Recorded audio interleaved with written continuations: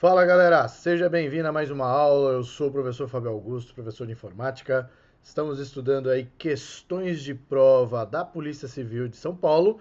E agora, antes de mais nada, né, para que você continue aí acompanhando a correção dessas questões, deixo os meus contatos interativos aí para você.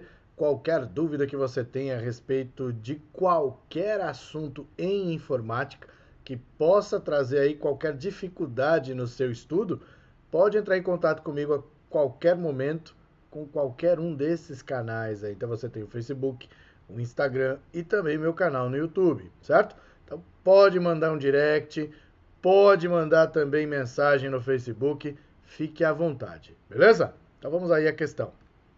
Nessa questão, nós temos ali, ó, o usuário de um computador com o sistema operacional Windows faz uso com frequência da área de transferência, que é A. Uma região da memória que armazena de forma temporária os objetos copiados ou recortados enquanto aguardam para serem colados. B. Recurso para que o usuário possa transferir arquivos entre computadores ligados em rede. C. Um recurso para a realização de cópias de segurança, backups, a serem transferidas para discos externos de armazenamento. D. O local que permite ao usuário colocar os ícones para os programas e arquivos do seu interesse. E E. Recurso para que o usuário possa transferir e-mails. Então vamos lá.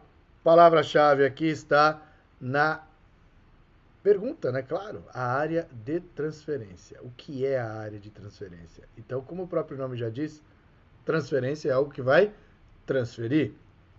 Na alternativa A, ele diz aqui, ó, uma região da memória que armazena de forma temporária os objetos copiados ou recortados enquanto aguardam para serem colados. Isso é área de transferência, galera? É área de transferência, tá certinho. Agora veja, B, recurso para que o usuário possa transferir arquivos entre computadores ligados em rede. Não, isso não é área de transferência, né? Isso daqui pode ser usado de diversas maneiras. Posso usar um programa, posso usar um sistema de backup, isso é outra coisa, tá bom? No C, um recurso para a realização de cópias de segurança. De novo, backup. Então, não é a área de transferência. E no D, local que permite ao usuário colocar os ícones para os programas e os arquivos do seu interesse. Isso daqui é aquilo que a galera confunde com a área de transferência, é a área de trabalho. Então aqui, galera, ó, área de trabalho faz isso que ele está falando. Agora, área de transferência é a alternativa A. E o E, recurso para que o usuário possa transferir e-mails, também não é uma área de transferência. Transferir e-mails pode ser, inclusive, encaminhar, alguma coisa do gênero, né? Então, nesse caso, a alternativa correta, alternativa A. Belezinha? Então vamos para a próxima questão. A próxima questão traz o seguinte, ó. Os atalhos podem ser colocados na área de trabalho do sistema operacional Windows. A afirmação correta sobre atalhos é A. Atalhos para arquivos são permitidos desde que esses arquivos estejam armazenados na pasta atalhos para arquivos. Bom, galera, atalhos para arquivos não existe, né? Então, tá errado. B. Atalhos para as páginas web não são permitidos? Claro que são. Eu posso ter atalhos voltados para qualquer site em questão. Inclusive, olha só, vamos vir aqui para a nossa página aqui, ó. Vou dar um OK aqui. Beleza, ó, página aí da Polícia Civil sendo aberta. Posso gerar um atalho? Posso. Então aqui, ó, tem os 3 botõezinhos aqui. Existe a possibilidade de fazer a criação de um atalho. Vamos lá. Mais ferramentas. Compartilhar esta página. Ou aqui, ó. Fixar esta página em iniciar. Isso daqui já é um atalho para mim, ó.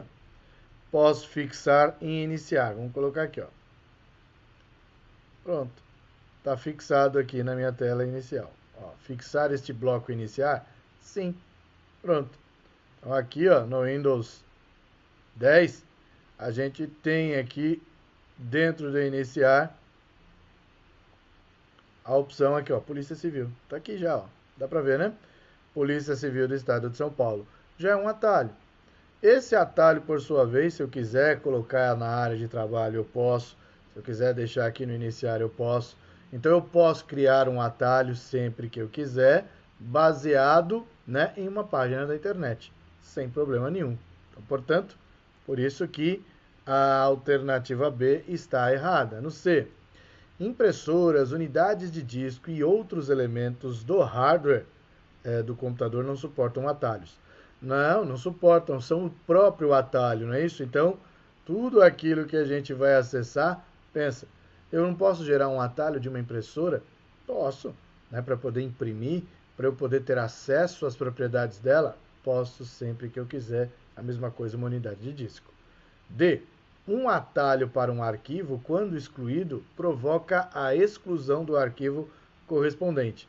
Não, galera, se eu excluir um atalho, eu não excluo o arquivo que corresponde àquele atalho. Então, neste caso, sobrou a alternativa E. Eles permitem o acesso rápido a diversos elementos, como programas. Sim, inclusive esse daí é um elemento mais comum, né, que a gente tem de um atalho.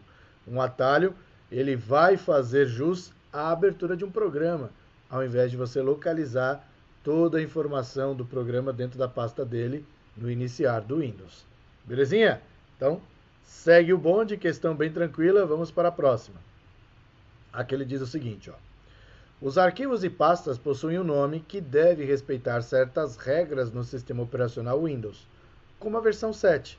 Então, no edital, como ele cita sistema operacional bem aberto, então pode ser o Windows 10, pode ser o Windows 7, não tem problema. Só que aqui, independentemente da versão, por isso que ele citou aqui, ó, no sistema operacional Windows. E aí ele complementou, como a versão 7. Então, tanto faz na versão 7 quanto a 10, as regras para arquivos e pastas são as mesmas, beleza? No A ele diz, todo arquivo deve ter necessariamente uma extensão. B, a extensão de um arquivo não pode ter mais do que 4 caracteres. C, os nomes podem utilizar qualquer caractere presente no teclado do computador. D, letras maiúsculas e minúsculas não são consideradas como distintas. E E, os nomes não podem conter mais do que 64 caracteres. Então vamos lá. Alternativa A. Todo arquivo deve ter necessariamente uma extensão? Não, eu posso ter abrigado no meu computador arquivos sem extensão. Se eles vão ter uma utilidade ou não, já é outra história, mas que eu posso ter arquivos sem extensão, eu posso. A extensão de um arquivo não pode ter mais do que 4 caracteres. Pode sim. Nós temos extensões aí de 5 caracteres, de 6 caracteres.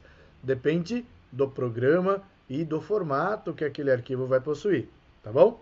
E no C, os nomes podem utilizar qualquer caractere presente no teclado do computador. Não, não pode. Inclusive, eu quero que você anote aí no seu caderno quais são os caracteres que não devem ser utilizados em nomes de arquivo ou pasta. Então, eu vou te mostrar aqui agora. Vamos lá? Então, voltando aqui para o Windows, eu vou abrir aqui o explorador de arquivos, certo? E abrindo o explorador de arquivos, nós vamos abrir aqui, ó, pasta provas, por exemplo, e abrir aqui qualquer prova na opção renomear. Deixa eu colocar aqui, ó, renomear e colocar um caractere que não pode, o próprio Windows já traz ali pra gente, olha lá. Os nomes de arquivos não podem conter nenhum dos seguintes caracteres, que são esses aí. Então anota aí no seu caderno quais são os caracteres que não podem sofrer. Que não podem sofrer, não, que não podem ser colocados em nome de arquivo ou pasta. Barra, nenhum tipo de barra, barra normal, barra inversa, dois pontos, asterisco, interrogação, aspas, sinal de maior e menor e a barra vertical, que é o pipe. Beleza? Então, esses caracteres não devem ser utilizados em nomes de arquivo ou pasta. Ok? Então, mais uma vez, está lá. Barra, barra inversa, né, que você tem a barra comum, a barra inversa. Esta aqui é a barra comum. Deixa eu colocar aqui de novo, ó, o cursor do mouse. Esta é a barra comum, esta é a barra inversa, dois pontos, asterisco, interrogação, aspas, sinal de menor e maior e a barra vertical, que é o pipe, que foi a última aqui, ó. Belezinha? Então, neste caso, esses caracteres não podem ser utilizados. Se eles não podem ser utilizados, então eu não posso colocar qualquer caractere. No D ele diz, letras maiúsculas e minúsculas não são consideradas como distintas. Aí você fala, ai, não entendi, professor. Se você não entendeu, coloca uma interrogação aqui, ó. E vai para outra alternativa. Vai por eliminação, é isso que a gente tem que fazer. No I, os nomes não podem conter mais do que 64 caracteres. Nome de arquivo não pode ter mais do que 64 caracteres? Pode sim. Nomes de arquivos podem ter até 260 caracteres. Só que tem um detalhe. Esses 260 caracteres compreendem o quê? O nome e também o local onde ele está armazenado, o caminho. Então, C, dois pontos, barra. Aí a gente tem aqui, ó, win, barra, doc, barra, arquivo. Tudo isso aqui tem que ter, no máximo, 260 caracteres. Beleza? Então, neste caso, está errado, ficando correto a alternativa D. Letras maiúsculas e minúsculas não são consideradas como distintas. Como assim, professor? Pensa comigo. Se eu salvar um arquivo no Word do tipo casa, com tudo minúsculo, e abrir o Word de novo, digitar um outro texto diferente e salvar com o nome casa, tudo maiúsculo, na mesma pasta, ele vai falar para mim o seguinte, olha, já existe um arquivo com este nome, deseja substituir? Então, quer dizer, ele não consegue reconhecer a diferença entre caracteres maiúsculos e minúsculos. Beleza? Então, portanto, a alternativa D está correta. Letras maiúsculas e minúsculas não são consideradas como distintas, ou seja, letras maiúsculas e minúsculas não são consideradas diferentes. Para ele é a mesma coisa. Tudo bem? Beleza? Então, vamos para a próxima questão. Um usuário de um computador com o sistema Windows acessou uma pasta de nome A de sua propriedade que possuía diversos arquivos e tentou renomeá-la para A.old. Porém, ele não teve sucesso, sendo exibida uma mensagem informando que a ação não poderia ser concluída. Uma possível razão para esse fato é: A. O computador não se encontrava operando no modo de segurança, que é o modo que permite tais alterações. B. Um arquivo presente nessa pasta estava aberto por algum programa. C. A pasta se encontrava com excesso de arquivos. D. Nomes de pastas não podem ter extensão. E as pastas só podem ser renomeadas quando se encontram vazias. Então vamos lá. Primeira coisa. O camarada ele estava usando aqui o Windows e aí ele acessou uma pasta de nome A. E aí essa pasta de nome A, ela já possuía diversos arquivos e ele tentou renomear para A.old, mas ele não conseguiu. Por que ele não conseguiu? Na alternativa A diz, ele não conseguiu porque o computador não se encontrava operando no modo de segurança. Não, não tem nada a ver. O modo de segurança é para que você possa fazer ações que no modo normal você não consegue. Exemplo, desinstalar um programa ou reverter uma configuração feita no computador. Então, isso é o que o modo de segurança oferece para você. B. Porque um arquivo presente nessa pasta estava aberto por algum programa. Sim, galera, a gente não consegue renomear nada se o arquivo estiver aberto. Então, pensa, a pasta. A pasta, ela abriga vários arquivos, né? Então, uma vez que um dos arquivos da pasta estiver aberto, eu não posso renomear aquela pasta. Por quê? Porque aquele arquivo está em uso. Eu só consigo renomear a pasta se todos os arquivos da pasta estiverem fechados, ok? Da mesma forma que eu não consigo renomear um arquivo. O arquivo só consegue ser renomeado se ele estiver fechado, ou seja, se não estiver em uso. Então, a alternativa C, a pasta se encontra com excesso de arquivos, não existe. D, os nomes da pasta não podem ter extensão, não existe, porque extensão em pasta, na realidade, não existe mesmo, mas se eu quiser, eu posso pôr .old não é uma extensão, né? É um nome que foi colocado. E as pastas só podem ser renomeadas quando se encontram vazias. Não é verdade. Posso renomear a qualquer momento. Então, portanto, alternativa B, alternativa correta. Galera, muito cuidado. Extensão só é colocado em nomes de arquivos. E não é você que coloca. É o programa que você utilizou na criação daquele arquivo é que vai trazer a extensão correspondente ao formato. Então, se é um arquivo do Word, o formato é docx. E docx é a extensão. Beleza? Em relação a colocar extensão em pasta, eu não estou colocando uma extensão, eu estou colocando um nome. Então, eu posso colocar assim, ó, arquivos docx. Então, eu posso colocar o nome da pasta arquivos.docx. Eu estou entendendo que ali estão todos os meus arquivos do Word. Belezinha? Então, segue o bonde. Vamos para a próxima questão. Aí ele traz aqui para a gente o seguinte, ó. Um usuário de um computador com sistema operacional Windows colocou um texto na área de transferência. Em relação a essa ação, é correto afirmar que a cópia pode ter sido feita por meio da seleção do texto e em seguida digitando as teclas Ctrl+V. B. Quando o computador for desligado, o texto que estava na área de transferência será salvo em um arquivo na área de trabalho. C. Quando o computador for desligado, o texto que estava na área de transferência será apagado. D. O texto colocado na área de transferência perderá a sua formatação. E o E. A cópia pode ter sido feita por meio da seleção do texto e em seguida digitando-se as teclas Ctrl+A. Então vamos lá por etapa. Na alternativa A ele diz o seguinte: a cópia pode ter sido feita por meio da seleção do texto e em seguida usando a tecla Ctrl+V? Não, Ctrl+V não, teria que ser Ctrl+C. Ctrl+V cola. B. Quando o computador for desligado, o texto que estava na área de transferência será salvo em um arquivo na área de trabalho?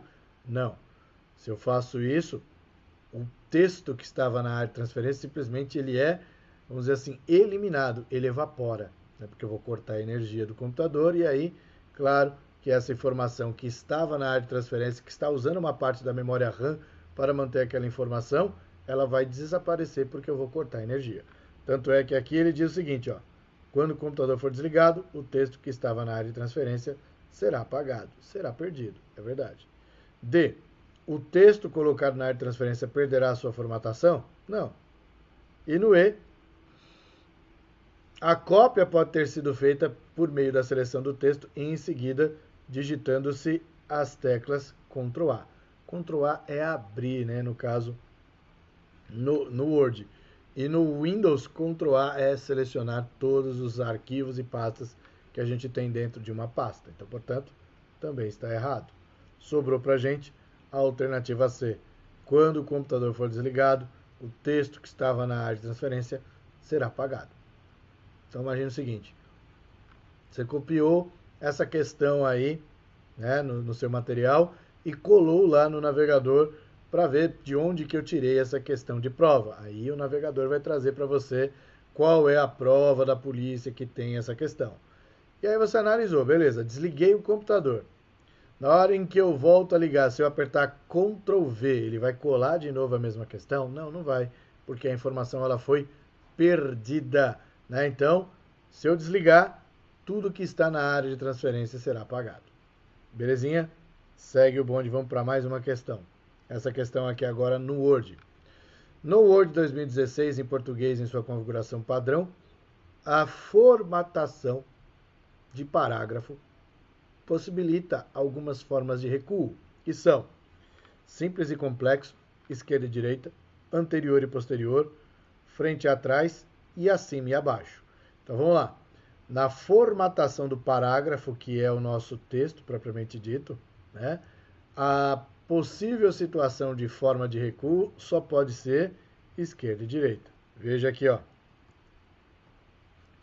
O Word já está engatilhado aqui para a gente ver, inclusive. Eu vou ampliar e vou usar a própria régua para você entender. Olha só. Aqui nós temos o que a gente chama de recuo à esquerda. Ó. Tudo bem? E aqui nós temos o nosso recuo à direita. Então, se eu mexer na disposição dos recuos, eu posso aumentar ou diminuir o recuo à esquerda ou à direita. Beleza? Então, nesse caso, a alternativa correta que a gente tem só pode ser a alternativa B mesmo. Ok? Tá tranquilo, né? Então vamos para a próxima questão. No Word 2016, o recurso Word Art permite a. Adicionar um toque artístico ao documento usando uma caixa de texto. B. Acrescentar molduras às imagens inseridas no documento. C. Formatar figuras do tipo retângulo e círculo, acrescentando recursos como sombra. D. Desenhar à mão livre dentro de uma caixa de desenho. E E. Retocar imagens alterando atributos dos seus pixels. E aí, qual a função do Word Art? Galera, para quem não sabe o que significa o Word Art quer dizer Word, palavra, arte quer ligar a algo que seja artístico. Então, Word, palavra, artística. Então, a alternativa A diz adicionar um toque artístico ao documento usando uma caixa de texto, né? B, acrescentar molduras às imagens inseridas no documento. C, formatar figuras do tipo retângulo e círculo, acrescentando recursos como sombra. D, desenhar à mão livre dentro da caixa de texto. E E, retocar imagens alterando os atributos dos seus pixels. Então, se eu vou usar o Word Art, eu vou adicionar o quê? Arte de artístico, não é isso? Um toque artístico à minha caixa de texto. E aí essa letra vai ficar estilizada. Acrescentar moldura em imagem não tem nada a ver com Word Art. Formatar figuras também não tem nada a ver com Word Art. Na alternativa D, desenhar à mão livre, o Word Art não traz essa, vamos dizer assim, esse recurso. E no E, retocar imagens alterando os atributos de seus pixels não é um atributo que o Word Art vai possuir. Beleza? Então, tranquila essa questão, vamos para a próxima. Um usuário do Word 2016 em português, em sua configuração padrão, deseja configurar o tamanho de uma página do documento. 3 dos tamanhos disponibilizados são, aí no A ele traz, B3 ofício, legal e super A4, B, A3, B2 e C1, C, B3, carta e cartolina, D, C2, ofício e cartolina, e E, A4, carta e ofício. Então perceba que eu pulei ali, ó, os termos em inglês, porque geralmente isso já é trazido para você de uma só vez, né? Ofício letter, tanto faz carta letter, tanto faz ele vai trazer, ofício legal, desculpa, e carta letter ele vai trazer.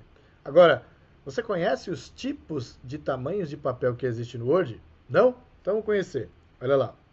Bom, vale lembrar, galera, que ó, na hora em que você clica aqui em tamanho de papel, ele vai trazer os tamanhos de papel de acordo com a sua impressora, aquilo que a sua impressora é capaz de imprimir. Se você tem uma impressora plotter, por exemplo, você vai ter aqui uma relação de papéis que o plotter possui. Aqui, olha só, quais são os tipos mais comuns que a gente tem? Carta, ofício, A4. Temos B5? Temos B5. Tá aqui, ó. Temos executivo, temos extrato, temos um chamado tabloide, temos outro aqui também, A3, né? Como a gente já viu. Então, esses são os elementos mais comuns que a gente tem de tamanho de papel. Voltando para cá, fica fácil você responder, porque B3 tem, Super A4 não temos, né? Então já era. B3, carta tem, cartolina não. Se não tem cartolina, não tem cartolina aqui. Né? E aí tem A4, carta e ofício. Beleza. Essas três combinações a gente viu, inclusive, ali do exemplo do Word. Tudo bem? Então, olha só que bacana. A VUNESP foi muito boazinha aqui. Se você lembrava do A4, já está suficiente. Super A4 não, né, galera? Super A4 não. E aí nós temos B3, ofício legal e por aí vai. Tudo bem? Bom, continuando. Aí a gente entra em uma questão do Excel que envolve todo o histórico das polícias, da prova das polícias civil que ocorreram aí em 2018. Então você está vendo que a questão do Excel abordada foi sempre relacionada a uma combinação entre as funções e no final ele quer saber ou uma somatória ou uma subtração. Então veja, no exemplo aqui da questão ele diz: considere a seguinte planilha editada no Excel 2016 em português em sua configuração padrão. Aí ele traz lá. Ainda as seguintes fórmulas foram inseridas nas células A6, B6 e C6 da seguinte maneira. Aqui o que nós temos que fazer? A somatória de A1 a C4, que é este intervalo aqui. Vamos fazer aqui, ó.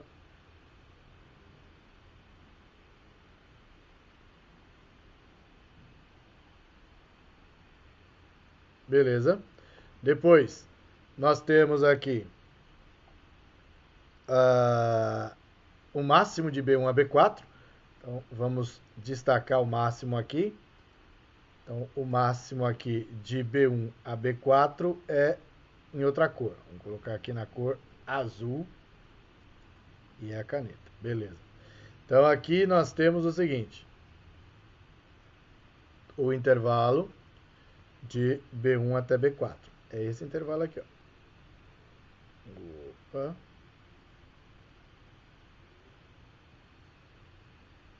Aí. Perfeito. Voltando a nossa canetinha aqui para vermelho. Aí nós vamos fazer o seguinte. Bom, soma de A1 a C4. Soma de A1 a C4 nós temos aqui, ó. 4 mais 3, 7, mais 3, 10. Então aqui é 10. Beleza? Essa coluna aqui está trazendo para a gente o resultado 10. E aqui, 4 mais 3, 7, mais 3, 10. Certo? Mais 1, 11. Então aqui, esta coluna está trazendo o resultado de 11. E aqui, nesta coluna, nós temos 5, mais 5, 10, mais 2, 12. 12. Então, 10 mais 11 mais 12 vai dar para a gente 33, não é isso? É isso aí. 33. Agora vamos aqui descobrir o máximo. Máximo de B1 a B4. Quem é o número máximo de B1 a B4? O 4. Então, máximo de B1 a B4 é 4. Aí a gente tem que fazer o quê? Em C6 é o A6, que é aqui no caso 33, e o B6, que no caso é 4. Então, 33 mais 4 vai dar 37, que é a alternativa D. Belezinha, galera? Tranquilo? Ótimo, então vamos para mais uma questão. Próxima questão aqui traz uma função concatenar, olha que bacana. Analise a seguinte planilha editada no Excel 2016 em português em sua configuração padrão. Caso seja inserida na célula D1 a fórmula concatenar A1 ponto e vírgula B2, resultará nessa célula. Bom, galera, se você não lembra o que é concatenar, vamos relembrar aqui, ó. Indo para o Excel. Então, o Excel já está aqui engatilhado. Nós vamos lembrar aqui do concatenar. Então, olha só. Concatenar. Quando a gente preenche formulários, né, na internet, geralmente esses formulários aparecem para a gente como nome e sobrenome separado. Então, vamos colocar aqui, ó, nome e sobrenome. Ok? E aí, nós vamos preencher aqui, ó, por exemplo, Fábio Augusto. E aqui a gente pode colocar Diofanto Filho. Beleza. E agora nós vamos montar aqui nesta coluna o nome completo com a função concatenar. Então nós temos aqui, ó, igual concatenar. Abro parênteses. Vamos concatenar a célula A2 e a célula B2, ok? Então, estamos concatenando as duas células. Quando eu aperto Enter, automaticamente ele forma Fábio Augusto como uma palavra só. Só que tem um detalhe. Se eu quisesse que Fábio Augusto aparecesse separado, aí eu teria que falar para o Excel o seguinte. Entre A2 e B2 tem um espaço. Só que o espaço é um caractere de texto. Então eu sou obrigado a colocar aspas, espaço e fechar aspas. E colocar mais um ponto e vírgula. Aí o Excel vai entender que nós estamos concatenando o A2, o espaço e o B2. Dando Enter, aí ele forma Fábio Augusto com espaço. Beleza? Por isso que quando você preenche formulários, eles, geralmente aqueles formulários em inglês, eles trazem, né? First name, last name. Para que você não tenha o nome do meio, porque aí a função concatenar ia ficar embananada, né? Então, por isso que ele pede para você colocar apenas essas duas opções, que aí dá para concatenar fazendo a junção dos dois e, quando necessário, trazer primeiro o sobrenome e depois o nome. Belezinha? Então, diante disso, fica fácil para você entender. Eu coloquei o Diofanto Filho aqui porque a alça de preenchimento, na hora de arrastar, automaticamente já aplica aqui a função concatenar, já com a referência aqui relativa, né? Era A2, arrastei, passou a ser A3 e a mesma coisa era B2, passou a ser B3. Belezinha?